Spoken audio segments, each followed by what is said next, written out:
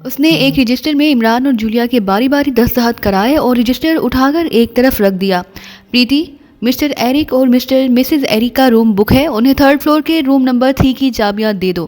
اس نے دوسری counter girl سے مخاطب ہو کر کہا تو کاؤنٹر گرل نے اسبات میں سر ہلایا اور وہ کاؤنٹر کے عقب میں لگے ہوئے کی بورڈ کی جانب بڑھ گئی جہاں بے شمار کمروں کی چابیاں لٹک رہی تھیں۔ اس نے بورڈ سے روم نمبر 3 کی چابیاں اتاری اور عمران اور جولیا کے ساتھ آنے والے پورٹر جس سے اس کا سامان اٹھایا ہوا تھا کی طرف بڑھا دیں۔ یہ ہمارے معزز مہمان ہیں، ان کا 3rd فلور پر روم نمبر 3 بک ہے، انہیں ان کے کمرے میں پہنچا دو۔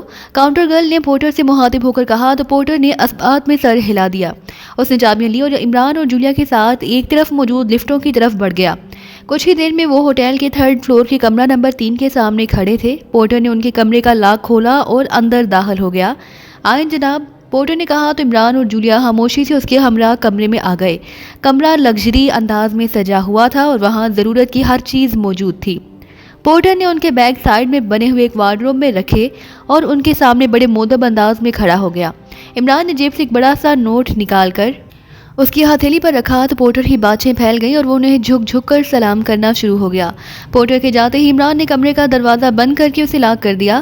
ہاں نا، میں تو سفر کر کے بری طرح سے تھک چکا ہوں، آپ چاہیں تو واش روم میں جا کر فریش ہو جائے، میں تو کچھ دیر سونا چاہتا ہوں، عمران نے اونچی آواز میں کہا اور ساتھ ہی جولیا کو ایسا اشارہ کیا کہ وہ ابھی کوئی بات نہ کرے۔ جولیا کو اشارہ کرتے ہی وہ اس وارڈروب کی جانب بڑھ گیا جہاں پورٹر نے ان کے بیگ رکھے تھے۔ عمران نے وارڈروب سے اپنا بیگ نکالا اور اسے اٹھا کر کمرے کے وسط میں پڑے ہوئے جہازی سائز کے بیڈ پر لے آیا۔ اس نے بیگ بیڈ پر رکھا اور اسے کھولنے میں مصروف ہو گیا۔ بیگ سے اس نے سارا سامان نکالا اور پھر اس نے بیگ کے نچلے حصے میں موجود ایک خفیہ خانہ کھول کر اس میں سے ایک چھوٹا سا قلم نما آلہ نکال لیا۔ اس نے قلم نما آلے کا عقبی حصہ پریس کیا تو قلم کے عقبی حصے میں ایک سرخ بلب روشن ہو گیا۔ عمران اٹھا اور وہ قلم لے کر کمرے کو چیک کرنا شروع کر دیا۔ یہ قلم ایک محسوس ڈکٹیٹر تھا جس سے کسی بھی چھپے ہوئے خفیہ کیمرے یا وائس بگ کو ٹریس کیا جا سکتا تھا۔ عمران نہایت باریک بینی سے کمرے کو چیک کر رہا تھا۔ بیڈ کے ایک کنارے پر آتے ہی اس نے جب قلم کو آگے کیا تو اچانک قلم کے سر پر لگا ہوا بلب بغیر کسی آواز کے اسپارک کرنا شروع ہو گیا۔ بلب اسپارک ہوتے دیکھ کر عمران کے ساتھ جولیا بھی چونک پڑی۔ عمران نے بیڈ کے کارنر کو غور سے دیکھا تو اسے وہاں چھوٹے سوراخ بنے دکھائی دیے، جس کا مطلب تھا کہ ان سوراخوں کے پیچھے ضرور کوئی وائس بگ لگا ہوا ہے۔ ڈکٹیٹر سے بگ کی موجودگی کا پتہ چلتے ہی عمران نے بے اختیار ہونٹ بھینچ لیے۔ اس سے پہلے کہ جولیا عمران سے یا عمران جولیا سے کوئی بات کرتا، اسے لمحے دروازے پر دستک کی آواز سنائی دی۔ دستک کی آواز سن کر دونوں چونک پڑے۔ ابھی تو ہم آئے ہیں، اتنی جلدی کون آ گیا یہاں؟ جولیا نے حیرت بھرے لہجے میں کہا۔ دیکھتے ہیں، عمران نے مبہم سے انداز میں کہا اور تیز سے چلتا ہوا دروازے کی طرف بڑھتا چلا گیا۔ کون ہے؟ عمران نے دروازے کے نزدیک پہنچ کر اونچی آواز میں پوچھا۔ میں کافرستانی اسپیشل ایجنسی کے ٹاپ سیکشن کی چیف مادام شیتل ہوں، دروازہ کھولیں، مجھے آپ سے بات کرنی ہے۔ باہر سے ایک نسوانی آواز سنائی جو اسپیشل ایجنسی کے ٹاپ سیکشن کی چیف مادام شیتل کا سن کر عمران کے ہونٹوں پر بے اختیار مسکراہٹ رینگ گئی۔ جس کا انتظار تھا وہ شاہکار آ ہی گیا۔ عمران نے مسکراتے ہوئے زیر لب کہا تو جولیا اسے تیز نظروں سے گھورنے لگی۔ عمران نے ہاتھ بڑھا کر بولٹ گرایا اور پھر اس نے دروازہ کھولنے کے لیے جیسے ہی ہینڈل گھمایا اسی لمحے دروازہ ایک دھماکے سے کھل گیا اور 5 افراد اچھل کر اندر آ گئے۔ ان میں سے ایک نوجوان لڑکی بھی تھی جس نے جینز اور سیاہ جیکٹ پہنی ہوئی تھی۔ اس کے ہاتھ میں ریوالور تھا، جبکہ باقی چاروں افراد جو مرد تھے ان کے ہاتھوں میں مشین گنیں تھیں۔ دھماکے سے دروازہ کھلنے کی وجہ سے عمران بے اختیار اچھل کر پیچھے ہٹ گیا اور آنکھیں پھاڑ پھاڑ کر انہیں دیکھنا شروع ہو گیا۔ کیا مطلب، کون ہیں آپ اور آپ اس طرح ہمارے کمرے میں کیسے آ سکتے ہیں؟ عمران نے جان بوجھ کر خوفزدہ ہو کر ہکلاتی ہوئی آواز میں کہا۔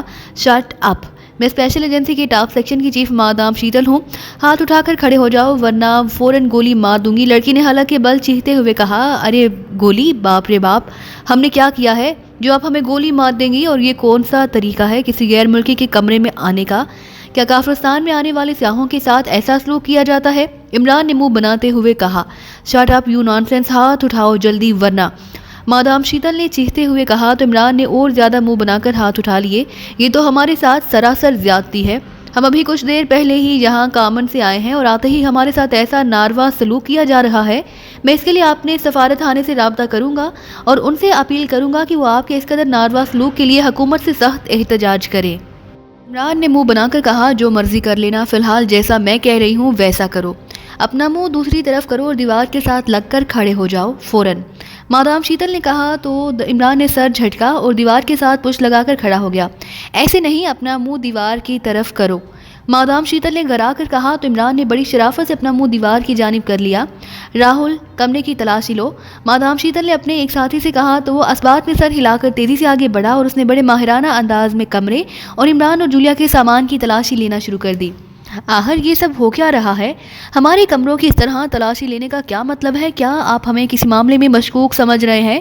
عمران نے اس انداز میں کہا جیسے اس کے صبر کا پیمانہ لبریز ہو گیا ہو۔ خاموش کھڑے رہو، ضرورت پڑی تو تمہیں سب کچھ بتا دیا جائے گا، مادام شیتل نے کرخت لہجے میں کہا۔ راہل مسلسل کمرے کی تلاشی لے رہا تھا۔ اسے عمران کے بیگ سے سوائے کاغذات کے اور کچھ نہ ملا۔ کچھ نہیں ہے اس کے پاس، راہل نے واپس مادام شیتل کی طرف آتے ہوئے کہا۔ یہ کاغذات مجھے دو، مادام شیتل نے کہا تو راہل نے ہاتھ میں پکڑے ہوئے کاغذات مادام شیتل کو دے دیے۔ مادام شیتل کاغذات چیک کرنے میں مصروف ہو گئی۔ میرے ہاتھ تھک گئے ہیں، اگر آپ اجازت دیں تو کیا میں ہاتھ نیچے کر لوں؟ عمران نے کہا ٹھیک ہے کر لو، لیکن منہ اپنا میری طرف کرو، مادام شیتل نے کہا تو عمران نے ایک طویل سانس لیتے ہوئے ہاتھ نیچے کیا اور مادام شیتل کی طرف مڑ گیا۔ جولیا بدستور صوفے پر بیٹھی یہ سب کارروائی دیکھ رہی تھی۔ عمران نے چونکہ اشارے سے اسے خاموش رہنے کا کہا تھا اس لیے وہ کچھ نہیں بول رہی تھی، البتہ اس نے مادام شیتل اور اس کے ساتھیوں کا تاثر دینے کے لیے اپنے چہرے پر خوف کے تاثرات نمایاں کر لیے تھے۔ تمہارا نام کیا ہے؟ مادام شیتل نے عمران کی جانب غور سے دیکھتے ہوئے پوچھا۔ ماسٹر دینا ناتھ پٹواری، عمران نے منہ بنا کر کہا تو مادام شیتل بے اختیار چونک پڑی۔ ماسٹر دینا ناتھ پنواڑی، لیکن کاغذات میں تو تمہارا نام ایرک لکھا ہوا ہے، مادام شیتل نے اسے شکی نظروں سے دیکھتے ہوئے کہا۔ اگر آپ پڑھی لکھی ہیں اور آپ نے کاغذات میں میرا نام پڑھ لیا ہے تو پھر آپ مجھ سے کیوں پوچھ رہی ہیں؟ عمران نے منہ بناتے ہوئے کہا تو مادام شیتل اسے گھور کر رہ گیا۔ ہاں ٹھیک ہے، ہم تمہارا میک اپ چیک کرنا چاہتے ہیں، مادام شیتل نے سر جھٹک کر کہا۔ جو چاہتے ہو کر لو، بعد میں تمہیں خود ہی پچھتانا پڑے گا جب میں اپنے سفارت خانے سے تمہاری اس تذلیل کی شکایت کروں گا، عمران نے تلخ لہجے میں کہا، لیکن مادام شیتل نے اس کی بات کا کوئی جواب نہ دیا۔ اس نے اپنے دوسرے ساتھی کو اشارہ کیا تو وہ سر ہلا کر عمران کی جانب بڑھ گیا۔ اس نے ایک جیب سے لیکوڈ کی ایک بوتل اور دوسری جیب سے ٹیشو پیپر کا پیکٹ نکالا اور اس میں سے چند ٹیشو پیپرز نکال کر ان پر لیکوڈ لگایا اور پھر وہ لیکوڈ لگے ٹیشو پیپر عمران کے چہرے پر رگڑنے لگا۔ لیکن عمران نے عام میک اپ تو کیا نہیں تھا کہ اس کا چہرہ صاف ہو جاتا۔ جب لیکوڈ لگنے کے باوجود عمران کے چہرے پر کوئی فرق نمودار نہ ہوا تو مادام شیتل کے چہرے پر قدرے مایوسی پھیل گئی۔ اس کی ایس ڈی کیمرے سے تصویر اتارو، ابھی پتہ چل جائے گا کہ یہ میک اپ میں ہے یا نہیں، مادام شیتل نے کہا تو اس شخص جس نے عمران کا چہرہ صاف کرنے کی کوشش کی تھی جیب سے ایک چھوٹے سائز کا جدید کیمرہ نکالا اور اس سے عمران کے چہرے کی تصویریں لینے لگا۔ مادام شیتل کے کہنے پر اس نے جولیا کے ساتھ چہرے کی بھی چند تصویریں لے لیں۔ اب ان تصویروں کو کیمرے سے میرے سیل فون میں ٹرانسفر کر دو، مادام شیتل نے کہا اور اس نے جیب سے ایک large touch screen cell phone نکال لیا۔ اس کا ساتھی کیمرے سے عمران اور جولیا کی تصویریں اس کے سیل فون میں ٹرانسفر کرنے میں مصروف ہو گیا۔ کچھ ہی دیر میں دونوں کی تصاویر مادام شیتل کے سیل فون میں آ گئیں اور یہ دیکھ کر مادام شیتل کی مایوسی کی حد نہ رہی کہ دونوں کی وہی تصویریں سیل فون میں آئی تھیں جس شکل میں وہ اس کے سامنے تھے۔ تم میرے چند سوالات کے جوابات دو، مادام شیتل نے سیل فون جیب میں رکھتے ہوئے عمران کی آنکھوں میں آنکھیں ڈالتے ہوئے کہا۔ سوال؟ کون سے سوال؟ کہیں آپ یہ تو نہیں پوچھیں گے کہ ہماری شادی کب اور کہاں اور کن حالات میں ہوئی تھی؟ عمران نے منہ بناتے ہوئے کہا۔ تم دونوں کامن سے ورلڈ ٹور پر نکلے ہو، تم دونوں نے اس سلسلے میں کافرستان سے ویزا حاصل کرنے کی بھی درخواست کی تھی اور کافرستانی حکومت نے تم دونوں کو ویزے جاری بھی کر دیے تھے۔ تم دونوں نے درخواست میں لکھا تھا کہ تم دونوں ڈائریکٹ کامن سے نہیں بلکہ ساڈان سے کافرستان آؤ گے، جبکہ تم دونوں ڈائریکٹ کامن سے یہاں آئے ہو، کیوں؟ کیا تم مجھے اس کی وجہ بتا سکتے ہو؟ مادام شیتل نے عمران کی جانب غور سے دیکھتے ہوئے کہا اور عمران ایک طویل سانس لے کر رہ گیا۔ اسے جو کاغذات ملے تھے ان کی رو سے یہ جوڑا ورلڈ ٹور پر نکلنے والا تھا جس کے لیے ان کے پاس متعدد ملکوں کے ویزے موجود تھے، لیکن ان کاغذات میں ایسا کوئی شیڈول موجود نہیں تھا جس کی رو سے عمران کو اس بات کا علم ہو سکتا کہ اسے پہلے کس ملک میں جانا ہے اور بعد میں کس ملک میں یا کس ملک میں جانے کے لیے انہیں کون سی فلائٹ پکڑنی ہے۔ اب اسے ایئرپورٹ کے امیگریشن آفیسر کی تیز نظریں اور الجھن کی وجہ بھی سمجھ میں آ گئی اور وہ چونکہ شیڈول کے تحت ساڈان سے نہیں بلکہ ڈائریکٹ کامن سے یہاں پہنچا تھا اس لیے اس کی شخصیت کو مشکوک قرار دیا جا رہا تھا۔ یہی وجہ تھی کہ مادام شیتل اس کے سامنے موجود تھی۔ او تو یہ بات ہے، اسی لیے آپ ہمیں مشکوک سمجھ کر اس انداز میں چیکنگ کر رہی ہیں۔ ہاں تم میری بات کا جواب دو۔ یہ سارا میری بیوی کا کیا دھرا ہے، میں نے اسے ساڈان چلنے کے لیے کہا لیکن اسے کافرستان بے حد پسند تھا۔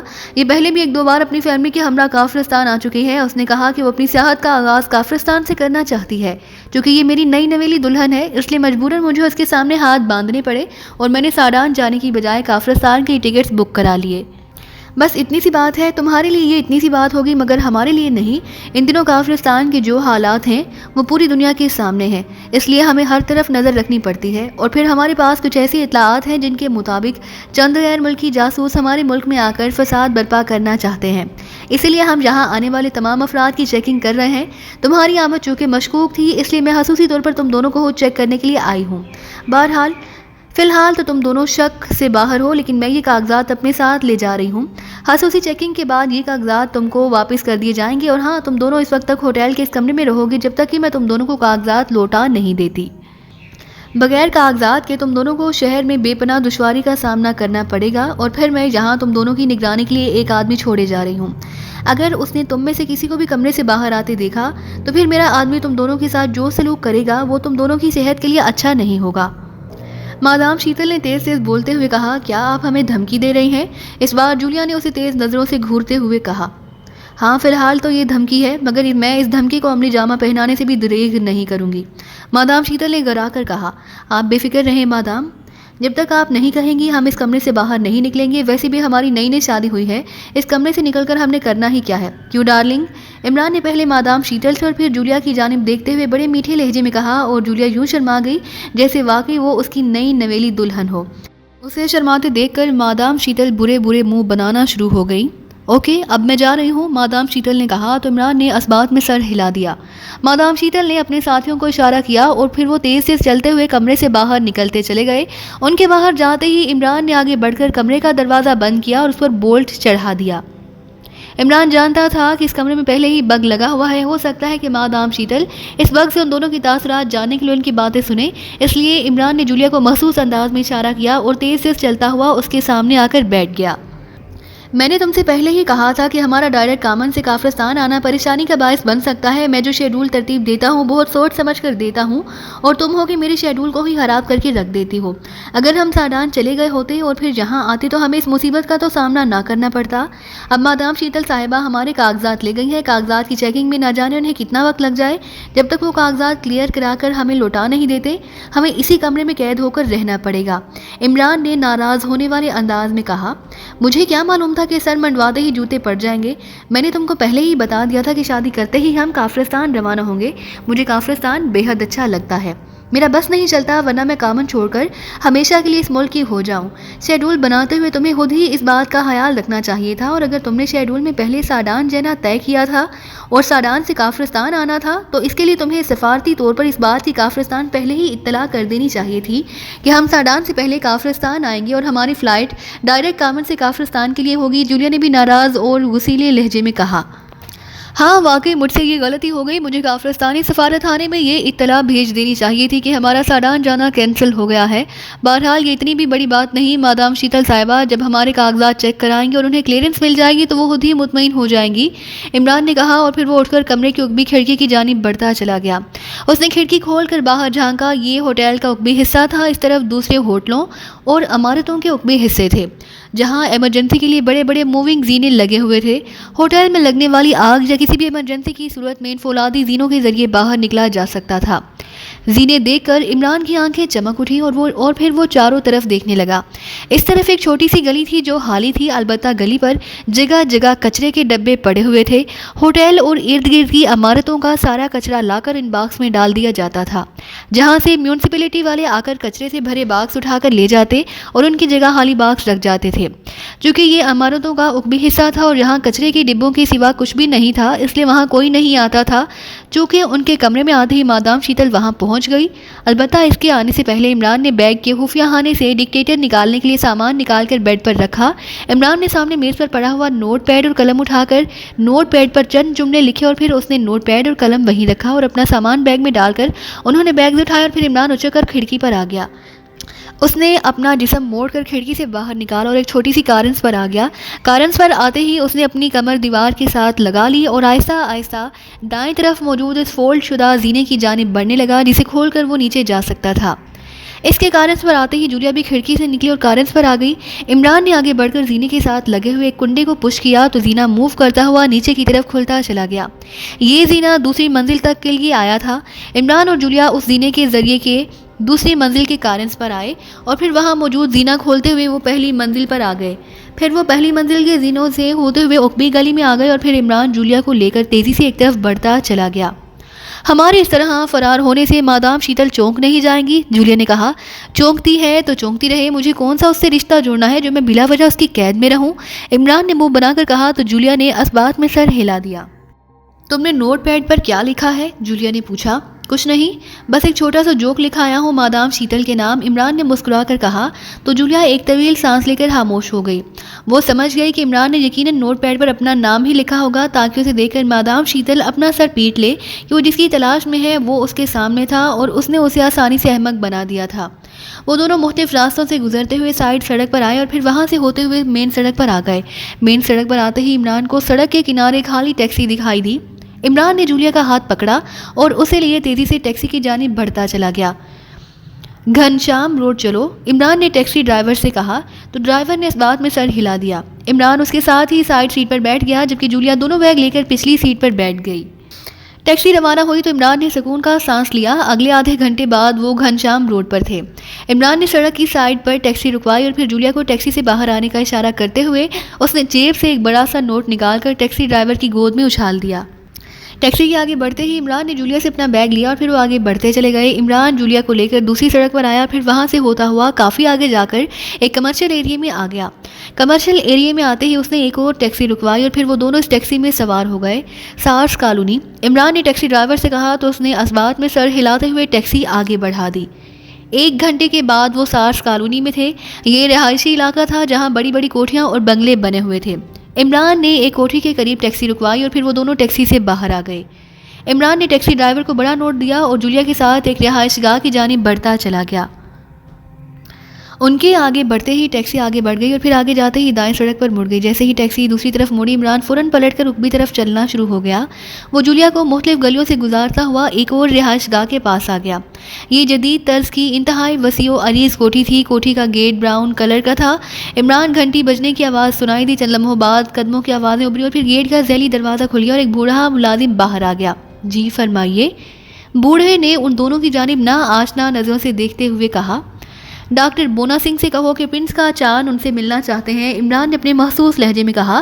پرنس کا چاند، یہ کیسا نام ہے؟ بوڑھے نے حیرت بھرے لہجے میں کہا۔ بہت خوبصورت نام ہے، تم جا کر فوراً ڈاکٹر صاحب کو بتا دو۔ اگر اسے معلوم ہوا کہ تم نے ہمیں اتنی دیر گیٹ کے باہر روکا ہے تو وہ تمہاری عمر کا لحاظ کیے بغیر تمہارا برا بلکہ بے حد برا حشر کر دے گا۔ عمران نے تیز بولتے ہوئے کہا تو بوڑھا تذبذب کے عالم میں اس کی شکل دیکھنے لگا۔ میری شکل بعد میں دیکھ لینا، جلدی کرو۔ چیف ایکسٹرو کو پتہ چلا کہ اس کے نمائندے خصوصی کو اس طرح روکا جا رہا ہے تو وہ تمہارے ساتھ ساتھ تمہارے باس ڈاکٹر بونا سنگھ کو بھی الٹا لٹکا دے گا۔ او اچھا ٹھیک ہے، آپ آئیں، میں اس کو ڈرائنگ روم میں بٹھا دیتا ہوں، پھر میں ڈاکٹر صاحب کو جا کر آپ کے بارے میں بتا دوں گا، بوڑھے نے کہا تو عمران نے اسبات میں سر ہلا دیا۔ پھر وہ دونوں بوڑھے کے پیچھے چلتے ہوئے کوٹھی میں داخل ہوئے اور بوڑھا انہیں اپنے لیے اپنے پیچھے لگائے ایک برآمدے میں سے ہو کر ایک کمرے میں پہنچ گیا۔ تشریف رکھے، میں ڈاکٹر صاحب کو اطلاع کرتا ہوں، بوڑھے نے اس بار بڑے مودبانہ لہجے میں کہا اور تیزی سے کمرے سے نکل گیا۔ عمران اطمینان سے ایک صوفے پر بیٹھ گیا۔ یہ ڈاکٹر بونا سنگھ کون ہے اور تم نے بوڑھے کے سامنے ایکس2 کا نام کیوں لیا؟ چیف سے اس کے ہاتھ مراسم ہے، ایکس2 کا نام سنتے ہی وہ دیکھنا وہ کیسے یہاں دوڑا چلا آتا ہے، عمران نے اپنے مخصوص انداز میں کہا تو جولیا ایک طویل سانس لے کر رہ گئی۔ وہ سمجھ گئی تھی کہ ڈاکٹر بونا سنگھ کا تعلق یقیناً پاکستان سیکرٹ سروس یا کسی فارن گروپ سے ہے، اس لیے عمران نے ایکس2 کا نام لیا تھا۔ اور اب وہ یہاں اطمینان سے بیٹھا ہوا تھا۔ چند لمحوں بعد ایک بوڑھا سا آدمی اندر داخل ہوا جس کی آنکھوں پر نظر کا چشمہ تھا۔ اس کی داڑھی، مونچھ اور سر کے بال برف کی طرح سفید تھے۔ وہ چشمے کے پیچھے سے عمران اور جولیا کو غور سے دیکھ رہا تھا جیسے وہ انہیں پہچاننے کی کوشش کر رہا ہو۔ فرمائیے، میں آپ کی کیا خدمت کر سکتا ہوں؟ بوڑھے نے ان کے نزدیک آ کر بیٹھتے ہوئے کہا۔ میرے سر پر تیل کی مالش کر دو، عمران نے بڑے اطمینان بھرے لہجے میں کہا اور اس کی بات سن کر نہ صرف جولیا بلکہ بوڑھا بھی بری طرح سے اچھل پڑا۔ ارے عمران صاحب، آپ یہاں اچانک بوڑھے نے بدلے ہوئے اور انتہائی مسرت بھرے لہجے میں کہا اور اس سے پہلے کہ جولیا کچھ سمجھتی، بوڑھا کسی تندرست نوجوان کی طرح اچھل کر عمران کی جانب بڑھا اور وہ عمران سے یوں بلغ گیر ہو گیا جیسے وہ عمران کا لنگوٹیا یار ہو۔ ارے خدا کا خوف کرو ڈاکٹر، 80 سالہ بوڑھے کی ہڈیوں میں تو جان ہی نہیں ہوتی لیکن تم میں تو کسی گینڈے کی طرح روح گھسی ہوئی ہے۔ توبہ، اتنی طاقت! مجھے تو اپنی ہڈیاں ٹوٹتی ہوئی محسوس ہو رہی ہیں، چھوڑو مجھے۔ ارے عمران نے چیختے ہوئے کہا تو بوڑھا ہنستا ہوا اس سے الگ ہو گیا۔ سوری، آپ کو اچانک جہاں دیکھ کر میں نروس ہو گیا تھا۔ سوری، बूढ़े ने मुस्कुराते हुए कहा और उसकी आवाज़ सुनकर जूलिया बे एहतियात एक तवील सांस लेकर रह गई। उसने बूढ़े की आवाज़ पहचान ली। वो फौरन एजेंट नाटरान था। शुक्र करो कि नर्वस हुए थे, अगर तुम्हारा नर्वस ब्रेकडाउन हो जाता तो मैं क्या करता, इमरान ने कहा तो बूढ़ा बे एहतियात खिलखिलाकर हंस पड़ा। आपने अगर आने की इत्तला दी होती तो मुझे ज़्यादा खुशी होती और मैं आपको खुद रिसीव करने आ जाता। इत्तला देता तो मैं और तुम इस वक्त यहाँ नहीं बल्कि किसी सर्द खाने में पड़े अकड़ रहे होते। ओ हाँ, वाकई इन दिनों काफिरस्तानी फोर्सेस बेहद फाल दिखाई दे रही हैं। पूरे दारुल हुकूमत में स्पेशल एजेंसी की टास्क फोर्स के अरकान दनदनाते फिर रहे हैं और मशकूक नजर आने वाले अफराद की न सिर्फ कड़ी निगरानी की जा रही है बल्कि उन्हें इंतहाई गैर मुतवक्का तौर पर उठवा लिया जाता है और फिर उनका कहीं नामो निशान भी नहीं मिलता। शायद मादाम शीतल को आपकी आमद की इत्तला थी, इसलिए उसने हर तरफ सिक्योरिटी टाइट कर रखी है, नाटरान ने कहा। क्या सारी बातें यहीं बैठकर करोगे, इमरान ने कहा। सॉरी, मैं भूल गया था।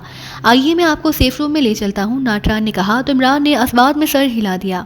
नाटरान उन्हें लेकर एक खुफिया तहखाने में आ गया जहाँ हर तरफ मुख्तलिफ मशीनें और दीवारों पर स्क्रीनें नस्ब थीं। सामने एक मेज़ थी जिस पर जदीद साख के कई ट्रांसमीटर रखे हुए थे। मेज़ के पास 4 कुर्सियां भी मौजूद थीं। आप बताएं क्या मामला है।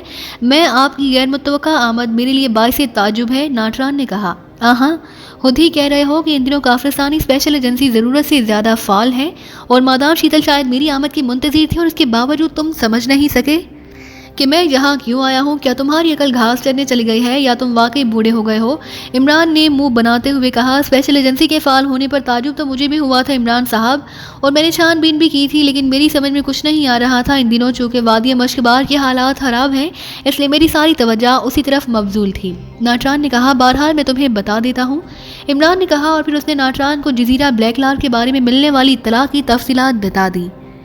ओह, तो आप ब्लैक लार्क जजीरे पर स्पेशल एजेंसी के हेडक्वार्टर को तलाश करना चाहते हैं, नाटरान ने कहा। हाँ, तुम ये बताओ कि जजीरा ब्लैक लार्क के बारे में तुम्हारे पास क्या इत्तलाआत है।